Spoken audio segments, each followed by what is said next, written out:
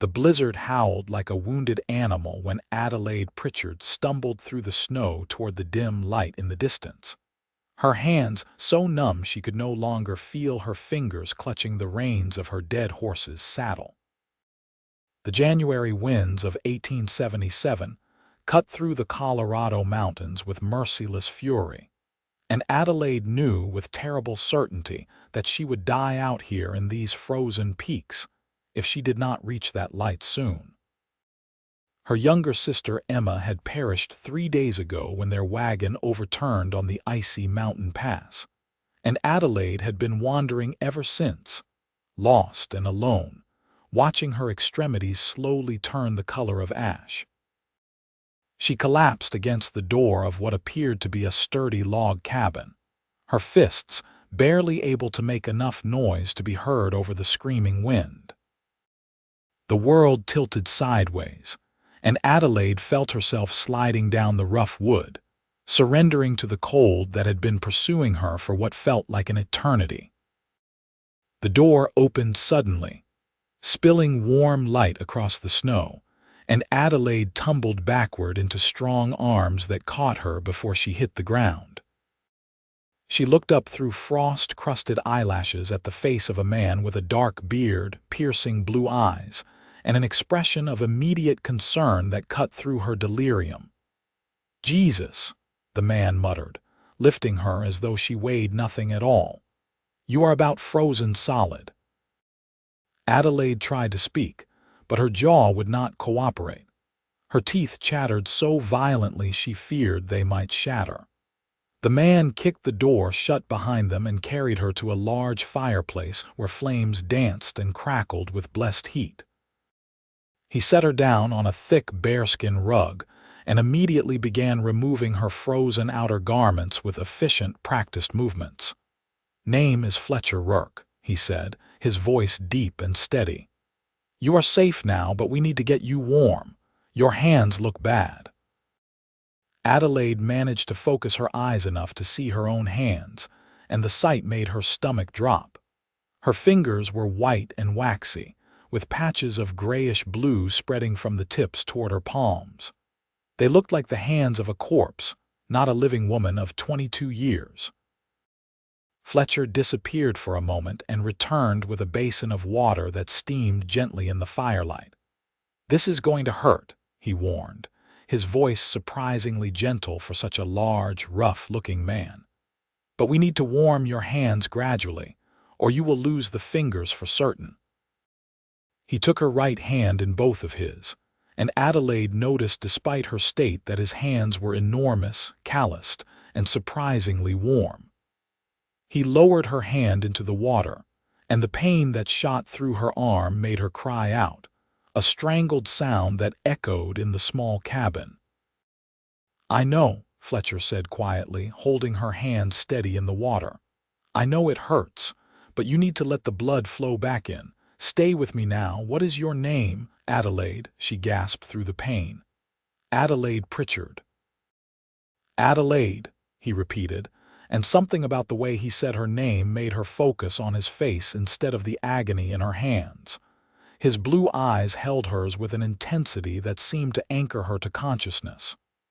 "Where did you come from?" "Hill City," she managed.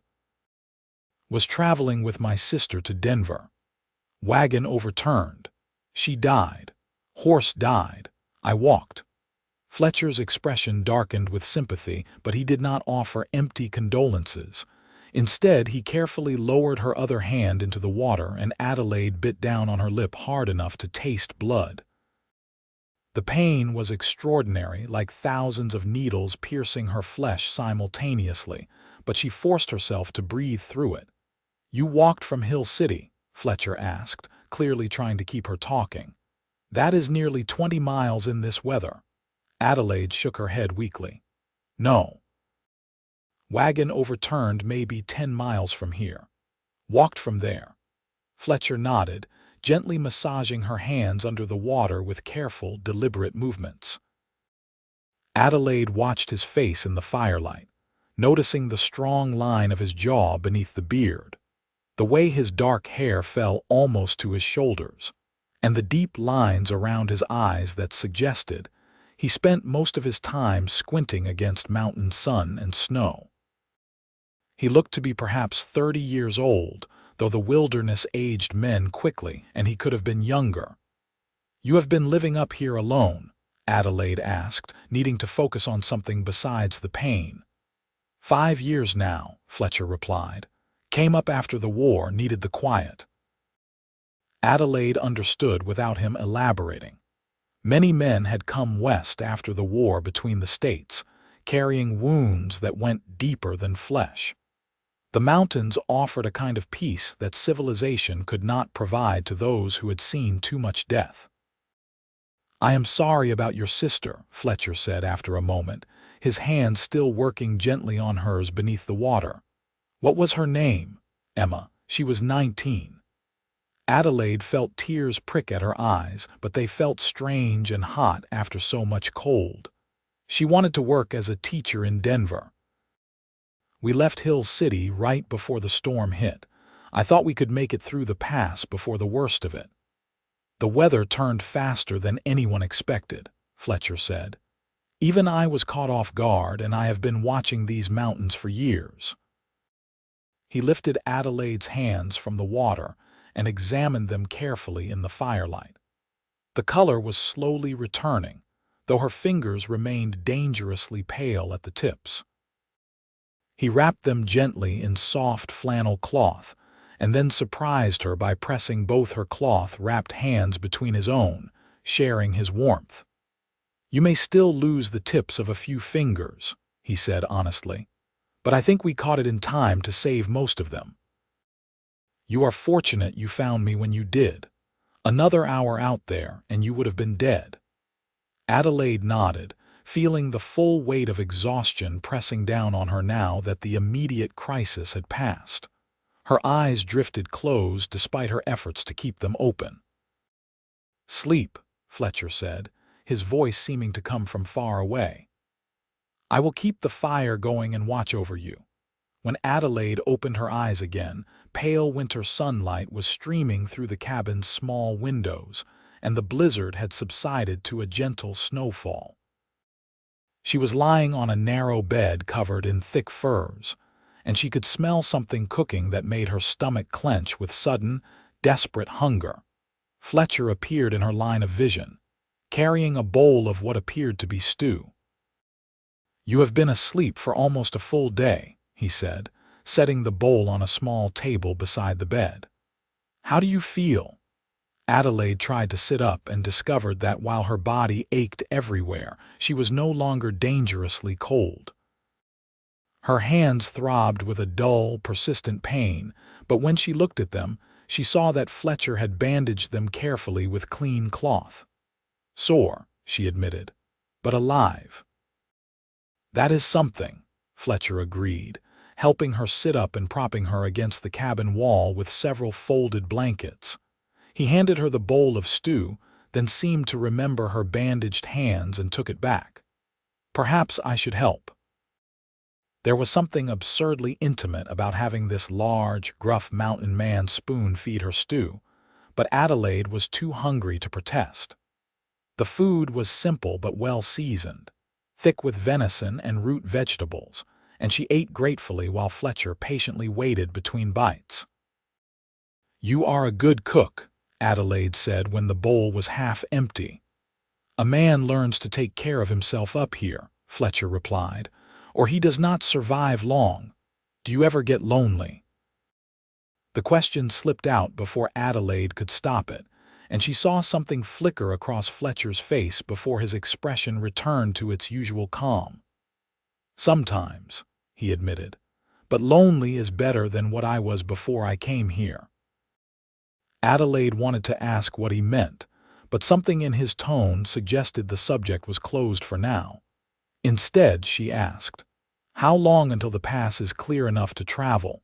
Fletcher's expression grew serious. "Even when the storm fully passes, it will be weeks before that pass is safe. The snow will be deep and there will be avalanche danger, and you are in no condition to travel regardless. Those hands need time to heal and you need to regain your strength." "But I cannot stay here," Adelaide protested. "It would not be proper." Fletcher raised an eyebrow. "You are worried about propriety. You nearly froze to death. People will talk." "What people? The nearest town is Hill City, and that is a hard day's ride even in good weather. Right now, it might as well be on the moon." Fletcher's voice was not unkind, but it was firm. "You are staying here until you are healed and the weather clears. I do not care what anyone thinks about it, and neither should you." Adelaide wanted to argue, but she knew he was right. She had no horse, no supplies, and barely enough strength to sit up in bed. She was completely dependent on Fletcher's hospitality, whether she liked it or not. "I am grateful," she said quietly. "Truly, you saved my life." Fletcher's expression softened slightly. "You are welcome. Now finish eating and then rest some more. Healing takes energy." Over the following days, Adelaide slowly regained her strength while Fletcher tended to her hands with surprising gentleness. He changed her bandages twice daily, applying a salve he had made from pine resin and other plants he gathered from the forest. The frostbite damage was severe, but under Fletcher's careful ministrations, most of her fingers began to recover, though the tips remained numb and discolored. As Adelaide grew stronger, she began to observe the man who had saved her life with increasing interest. Fletcher was a creature of habit and routine, rising before dawn to check his trap lines and tend to his 2 horses in the small barn attached to the cabin.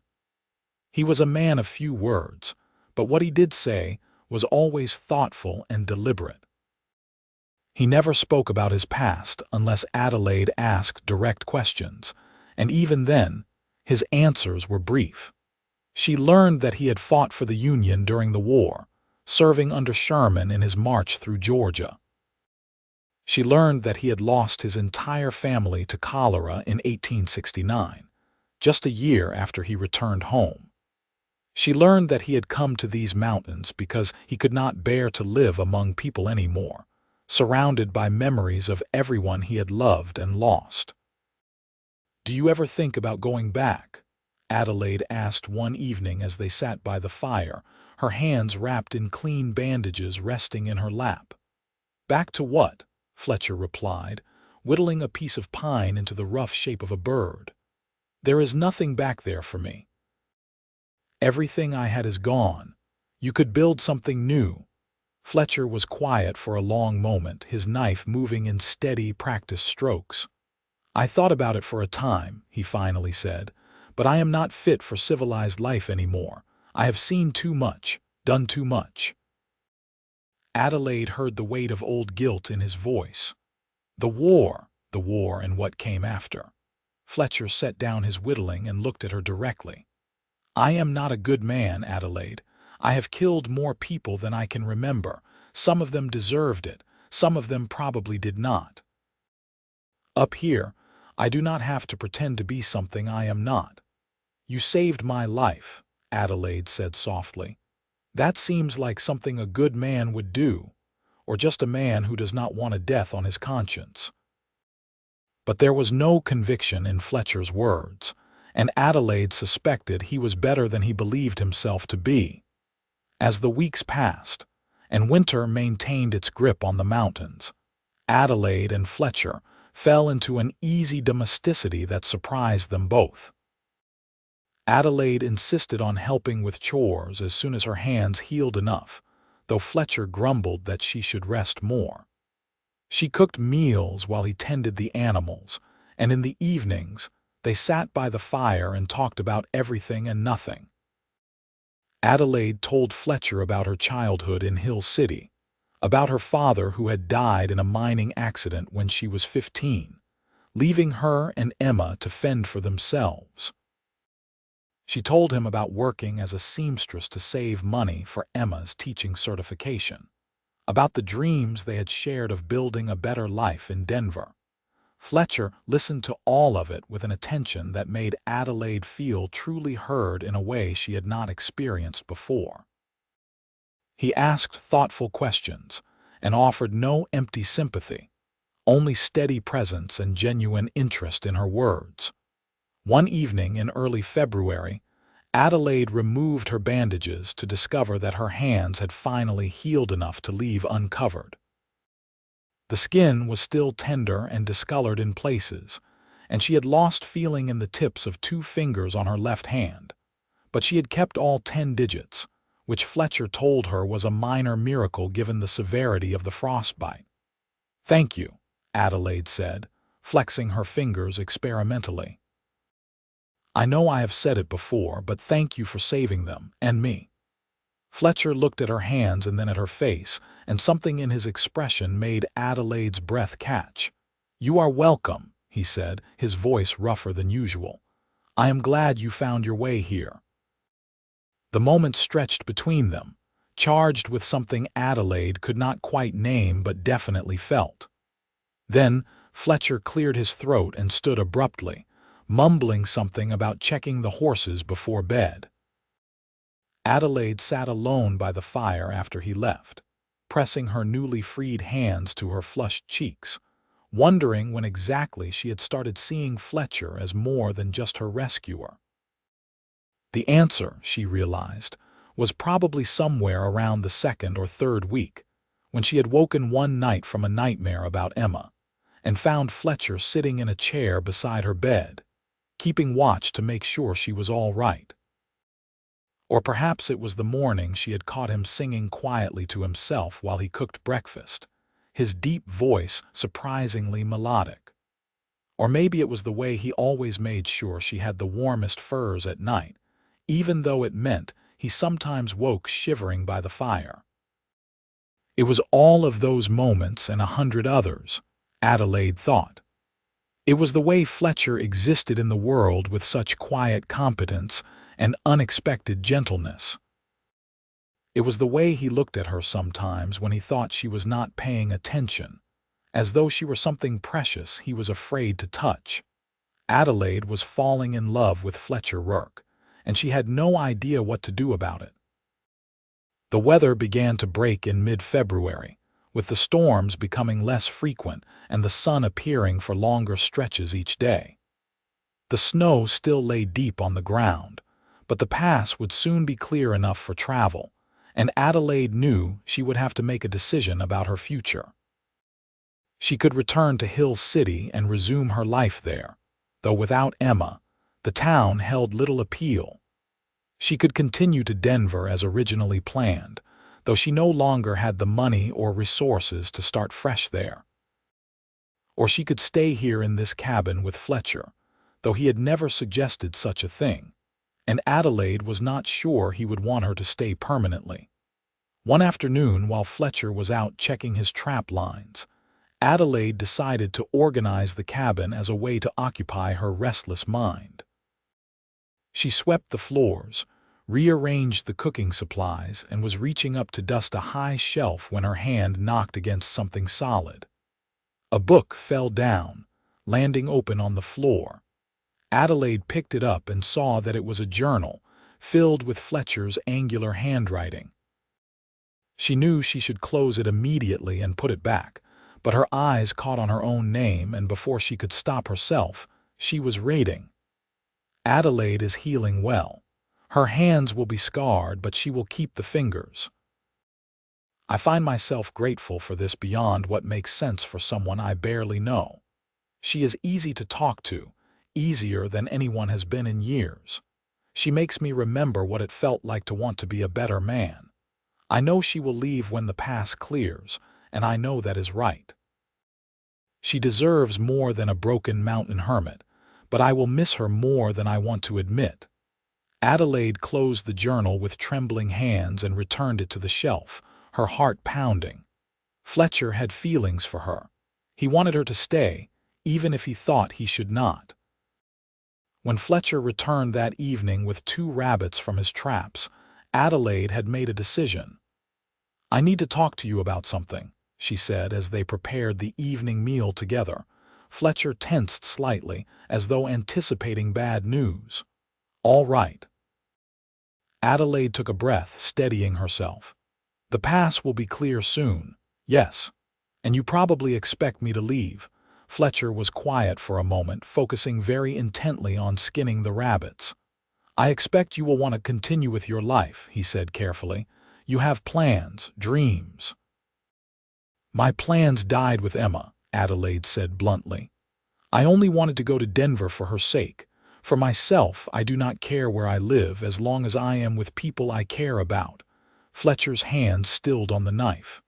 "Adelaide." "I want to stay," she said, the words coming out in a rush now that she had started. "If you will have me, I want to stay here. I know it is not conventional. I know people would talk if they knew, but I do not care about that anymore. I nearly died out there in the cold, and it made me realize that life is too short to worry about what other people think is proper." Fletcher turned to face her fully, and Adelaide saw hope and fear warring in his expression. "You cannot mean that. You do not know what you are saying."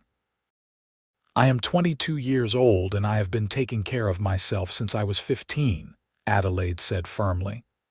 "I know my own mind. I want to stay here with you, unless you do not want me to." "Not want you to." Fletcher's voice was rough.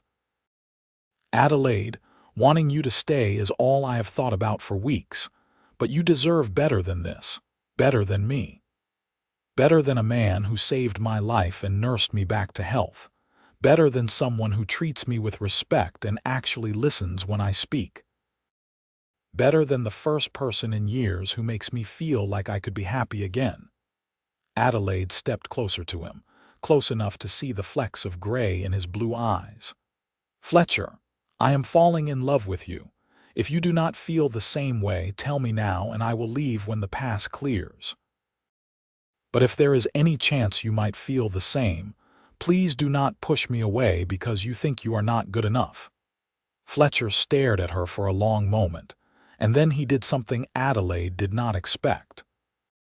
He cupped her face in his large, calloused hands with infinite gentleness and kissed her. The kiss was soft and tentative at first, as though Fletcher was afraid he might break her. But when Adelaide leaned into him and wrapped her arms around his neck, he deepened the kiss, pulling her close against his solid chest. Adelaide felt warmth spread through her entire body, chasing away the last lingering chill from her ordeal in the snow. When they finally broke apart, both breathing hard, Fletcher pressed his forehead against hers.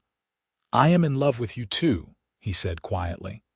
"I think I have been since the moment you collapsed at my door and glared at the blizzard like you were personally offended by it." Adelaide laughed, a genuine sound of joy that felt strange and wonderful after so much grief. "I was offended by it. It killed my sister." "I know." Fletcher's expression sobered. "And I am sorry for that, but I am grateful it brought you to me. Is that wrong?" "No," Adelaide said softly. "Emma would want me to find happiness. She always said I worried too much and did not let myself enjoy life. She would probably tell me I was being an idiot if I left here." Fletcher smiled, and Adelaide realized it was the first time she had seen him truly smile. It transformed his face, making him look younger and less burdened. "Your sister sounds like she was wise." "She was," Adelaide agreed, feeling the familiar ache of loss but also something new, acceptance. Emma was gone, but Adelaide was still alive and she had a chance at a future she had not expected. "So what happens now?" Fletcher pulled her close again, resting his chin on the top of her head. "Now we figure it out together. If you are truly staying, we should probably discuss what that means." Over the next few days, Fletcher and Adelaide talked seriously about what their life together would look like. Fletcher offered to take Adelaide to the nearest preacher in Hill City once the pass cleared, but Adelaide surprised him by saying she was in no hurry. "Let us make sure this works first," she said practically. "We have been living together out of necessity. Let us see if we can do it by choice." Fletcher agreed, though Adelaide could tell he was concerned about her reputation. She appreciated his old-fashioned sense of honor, but she had meant what she said about not caring what others thought. She had nearly died in a blizzard. Propriety seemed rather trivial in comparison. As winter slowly loosened its grip on the mountains, Adelaide and Fletcher built a life together. Fletcher taught her how to check the trap lines, how to identify useful plants in the forest, and how to shoot his rifle accurately enough to help protect the cabin from bears or mountain lions. Adelaide taught Fletcher how to make proper bread instead of the flat, dense biscuits he had been surviving on, how to mend clothes so they actually stayed mended, and how to talk about his feelings instead of bottling them up until they exploded. They made a good team, Adelaide thought. Fletcher's strength and survival skills complemented her practicality and social intelligence. Where he was quiet and introspective, she was more open and talkative. Where she sometimes let anxiety overwhelm her, he remained calm and steady. And physically, they fit together in a way that felt both surprising and inevitable. Fletcher was always careful with Adelaide, aware of his size and strength. But Adelaide learned that she loved the feel of his hands on her body, the way his beard tickled when he kissed her neck, the weight of him pressing her down into the furs at night. By the time April arrived and the mountain pass was finally clear, Adelaide had no doubts about her decision to stay. She and Fletcher rode down to Hill City together, so Adelaide could settle her affairs, which mainly consisted of selling the few possessions she and Emma had left behind and writing letters to the handful of relatives who would want to know what had happened. The town gossips were scandalized when they learned Adelaide was living with Fletcher in his cabin, unmarried and unchaperoned. Adelaide endured their disapproving looks and whispered comments with her head held high, and Fletcher stood beside her with a quiet, protective presence that made it clear he would tolerate no disrespect toward her. "Let us get married," Fletcher said on their second evening in Hill City, after a particularly unpleasant encounter with the local busybody who had loudly questioned Adelaide's morals in the middle of the general store. "I hate seeing people treat you this way." "Fletcher, we talked about this," Adelaide said. "I do not care what they think." "But I care," Fletcher replied firmly. "I love you and I want everyone to know you are my wife, not for their sake but for ours." Adelaide looked at him standing there in the small room at the boarding house where they were staying, his expression so earnest and determined, and she felt her heart swell. "All right," she said softly. "Yes, let us get married." They found a preacher the next morning, a kind older man who seemed more interested in whether they loved each other than in the scandal of their previous living arrangements. He married them in a simple ceremony with the boarding house owner and her husband as witnesses, and when Fletcher kissed Adelaide to seal the vows, she felt something settle in her chest that had been unmoored since Emma's death. She had a home again. She had a family again. She had a future. Fletcher bought Adelaide a simple gold band from the general store, and she wore it proudly as they prepared to return to the mountain. Several people in Hill City made it clear they disapproved of Adelaide marrying a reclusive mountain man instead of someone more respectable, but Adelaide ignored them all.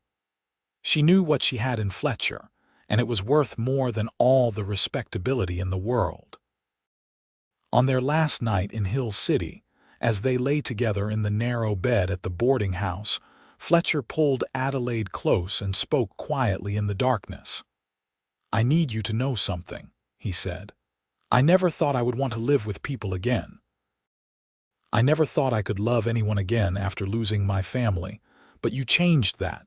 You made me want to be part of the world again." Adelaide pressed a kiss to his jaw. "You did the same for me. When Emma died, I thought I had lost everything, but I found you instead, found us. I am going to spend the rest of my life making sure you never regret staying with me," Fletcher promised. "I know you will," Adelaide replied. and I am going to spend the rest of mine making sure you never regret letting me stay." They returned to the cabin in the mountains and settled into married life with an ease that surprised them both. Fletcher built Adelaide a larger kitchen area and surprised her with a rocking chair he had been secretly carving for weeks. Adelaide planted a vegetable garden near the cabin and made curtains for the windows from fabric she had purchased in Hill City. The isolation that had once been Fletcher's refuge became something different with Adelaide there. Not loneliness, but peaceful solitude shared with someone he loved. They still rarely saw other people, but occasionally, hunters or trappers would stop at the cabin for supplies or shelter, and Adelaide discovered she enjoyed the brief moments of company before the quiet returned. That first summer was the happiest Adelaide could remember. She and Fletcher fell into a rhythm of work and rest, exploration and contentment. They hiked through mountain meadows filled with wildflowers, swam in cold, clear streams, and spent long evenings sitting outside the cabin watching the sun set over the peaks. In August, Adelaide realized she was pregnant. She had suspected for a few weeks but waited until she was certain before telling Fletcher. She found him working in the small barn one morning, repairing a saddle, and simply said, "We are going to have a baby." Fletcher dropped the saddle and stared at her, his expression cycling through shock, joy, and terror in rapid succession. "A baby? In late winter, I think. February or March." Fletcher crossed the distance between them in 2 long strides and pulled Adelaide into his arms, holding her so tightly she could barely breathe. "A baby," he repeated, and she felt him shaking slightly. "Adelaide, I do not know if I can do this. What if I am a terrible father? What if something happens to you?" Adelaide pulled back enough to look at his face and saw genuine fear there. "Fletcher Rourke, you are going to be a wonderful father, and I am going to be fine. Women have babies every day. Not in isolated mountain cabins, miles from any doctor." Adelaide had to concede he had a point about that. "Then we will go to Hill City before the baby comes. Stay there for a month or 2 until after the birth." Fletcher looked torn. "But what if the baby comes early? What if there is a blizzard and we cannot make it down the mountain in time?" "Then you will deliver the baby," Adelaide said calmly. "You have steady hands and a cool head in emergencies. If anyone can handle it, you can." Fletcher did not look convinced, but over the following months, he threw himself into preparing for the baby with the same focused intensity he brought to everything. He built a beautiful cradle from pine wood, sanded so smooth there was no chance of splinters. He made tiny clothes from soft rabbit fur and deerskin. He stockpiled enough supplies to last them through the winter twice over, just in case. Adelaide watched him prepare with amusement and love. Fletcher, who had once thought himself unfit for civilized life, was going to be a devoted father. She had no doubts about that. In November, they made the journey down to Hill City and rented a room at the boarding house, planning to stay through the winter until after the baby was born. The same people who had disapproved of their marriage now seemed slightly more accepting, perhaps because impending parenthood made them seem more conventionally respectable. Adelaide did not care either way.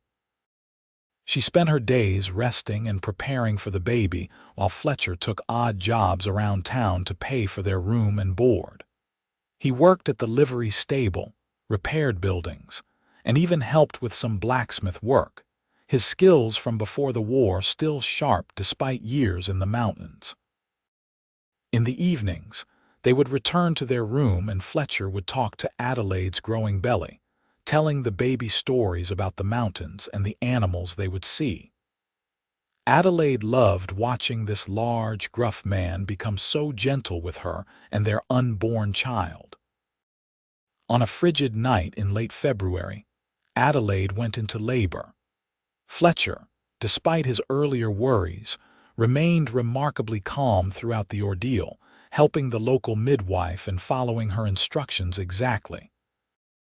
Adelaide, on the other hand, discovered that childbirth was far more difficult than she had anticipated, and she spent several hours cursing Fletcher's name between contractions. "I am never doing this again," she gasped at one point, gripping Fletcher's hand hard enough to leave bruises. "Whatever you want, darling," Fletcher said, wiping sweat from her forehead with a cool cloth.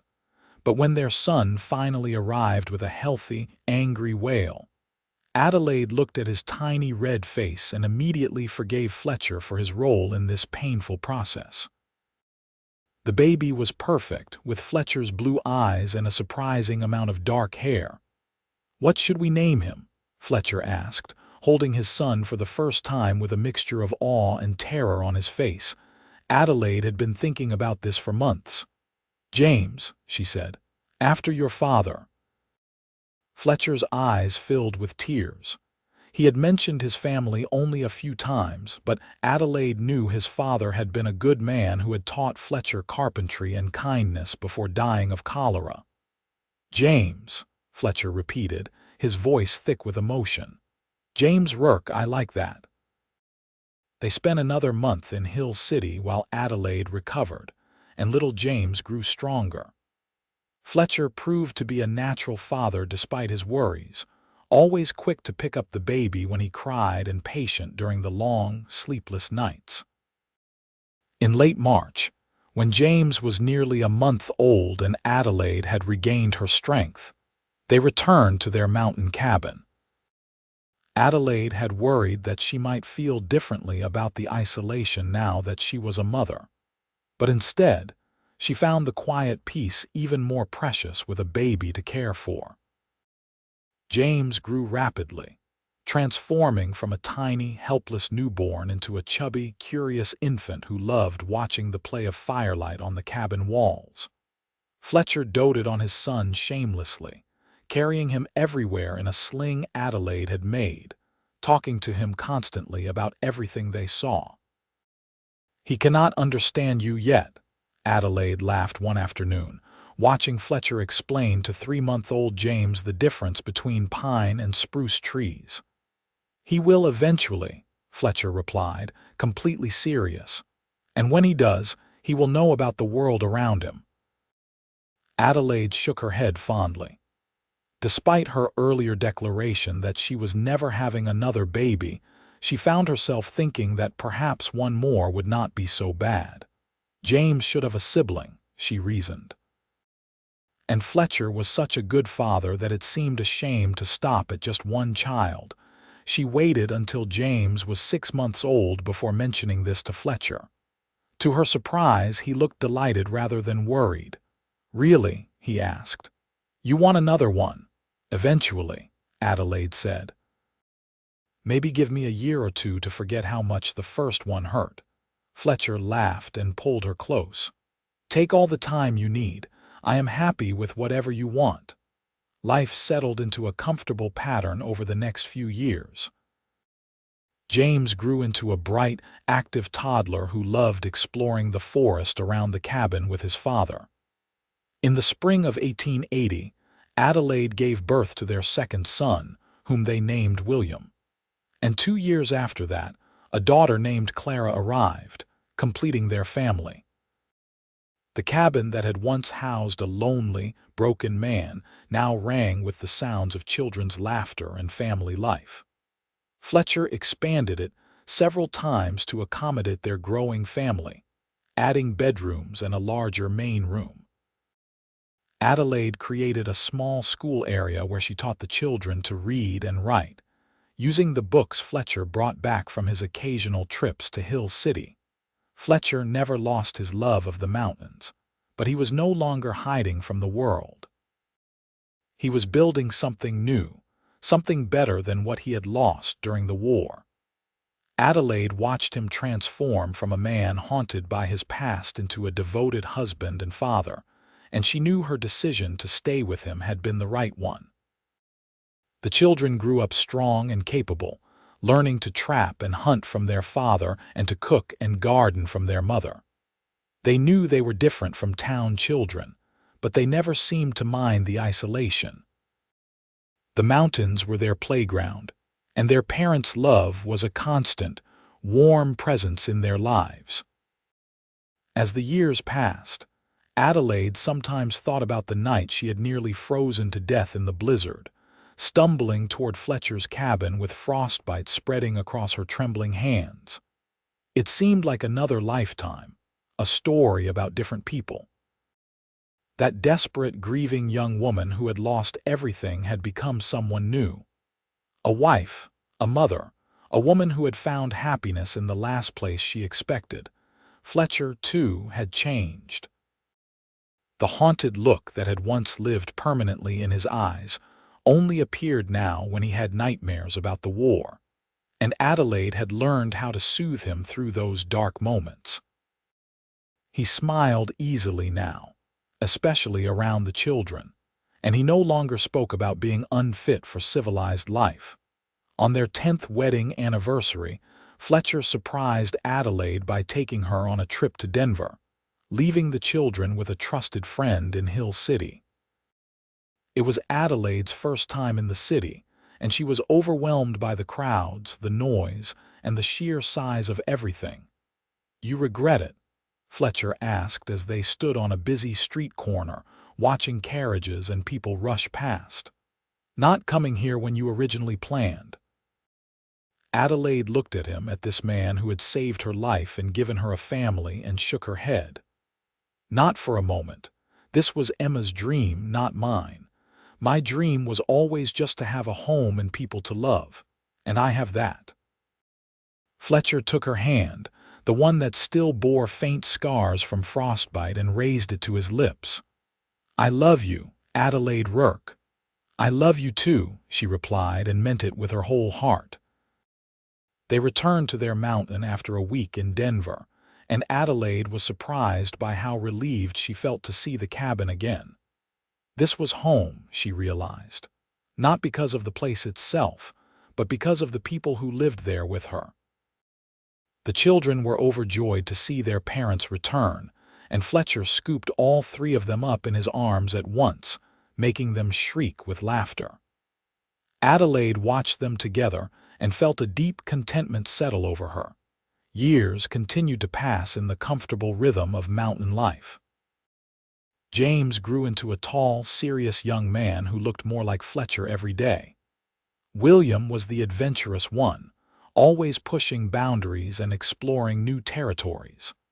Clara was quick and clever, learning to read faster than her brothers and constantly asking questions about everything. Fletcher proved to be as devoted a father to his teenage children as he had been when they were infants. He taught James carpentry and tracking, spent hours listening to William's wild plans for exploring the West, and indulged Clara's endless curiosity about the natural world. Adelaide watched him with their children and fell in love with him all over again every day. When James turned 18 in 1895, he announced that he wanted to go to college in Denver to study engineering. Adelaide's heart ached at the thought of her oldest child leaving, but she supported his decision. Fletcher was quieter about it, but he helped James prepare for his journey and gave him a substantial amount of money he had been saving for years. "You are not losing him," Adelaide told Fletcher the night before James left. "He will come back." "I know," Fletcher said, but he sounded uncertain. "I just want him to have every opportunity. I do not want him to feel trapped by the mountains the way I was trapped by my past." "He does not feel trapped," Adelaide assured him. "He loves it here. He just wants to see what else is out there. That is normal." James did go to Denver, and he did well in his studies, but he also came back to visit regularly, and he always seemed relieved to return to the mountains. The city was interesting, he told his parents, but it was not home. William followed his brother to Denver 2 years later, though he lasted only 1 semester at college before deciding formal education was not for him. Instead, he got a job with the railroad and spent his time traveling across the West, sending letters full of exciting adventures that made Clara desperate to leave the mountains herself. But Clara, when her time came, surprised everyone by announcing she wanted to be a teacher like her Aunt Emma had planned to be. She attended a teaching college in Denver and then returned to Hill City, where she started a school for the children of miners and ranchers. Fletcher and Adelaide watched their children grow into capable, independent adults with pride and a touch of melancholy. The cabin seemed too quiet now with just the two of them, but they found they enjoyed having time alone together again after so many years of constant activity. They were sitting outside one evening in the summer of 1902, watching the sun set over the mountains they both loved, when Fletcher took Adelaide's hand and examined it in the fading light. "You know what I was thinking about?" he asked. "What?" "The first time I held your hands. They were so cold and damaged, I thought you might lose them entirely." Adelaide flexed her fingers, feeling the familiar stiffness in the tips that had never fully recovered sensation. "You saved them. You saved me." "We saved each other," Fletcher corrected. "I was dying up here, just in a different way than you were. You gave me a reason to live again." Adelaide leaned her head against his shoulder. "We have had a good life, have we not?" "The best," Fletcher agreed. "Better than I ever thought possible." They sat in comfortable silence as the stars began to appear overhead, and Adelaide thought about everything that had led her to this moment. The blizzard that had killed Emma, the desperate walk through freezing darkness, the moment she collapsed at Fletcher's door. All of it had been terrible at the time, but it had brought her here, to this life, to this man, to this family. She would not change any of it. Years continued to pass, marked by the changing seasons and the growing number of grandchildren who visited the mountain cabin. James married a kind woman named Sarah and gave them 3 grandchildren. William, despite his wandering ways, eventually settled down with a spirited woman he met in Wyoming, and they had twin girls. Clara married a rancher from near Hill City and had 4 children who spent their summers at the cabin, learning the same skills their mother had learned from Fletcher and Adelaide. Fletcher and Adelaide grew old together in the mountains, their hair turning gray and their movements becoming slower, but their love remaining as strong as ever. They still held hands every evening as they watched the sunset, still talked about everything and nothing, still found joy in each other's presence. On a cold December evening in 1915, Adelaide woke to find Fletcher sitting up in bed, looking out the window at the snow falling softly outside. "Cannot sleep?" she asked. Fletcher turned to her with a smile. "Just thinking about how different my life would be if you had not stumbled to my door all those years ago." "Well, I did stumble to your door," Adelaide said, taking his hand, "and you warmed my frostbitten hands and my frozen heart." "I think you warmed mine first," Fletcher said. "I was just too stubborn to admit it right away." They lay back down together, and Adelaide tucked herself against Fletcher's side the way she had done for nearly 40 years. Outside, the snow continued to fall on the same mountains where she had nearly died, but inside the cabin, surrounded by the life they had built together, Adelaide had never felt warmer or more content. "I love you," she whispered into the darkness.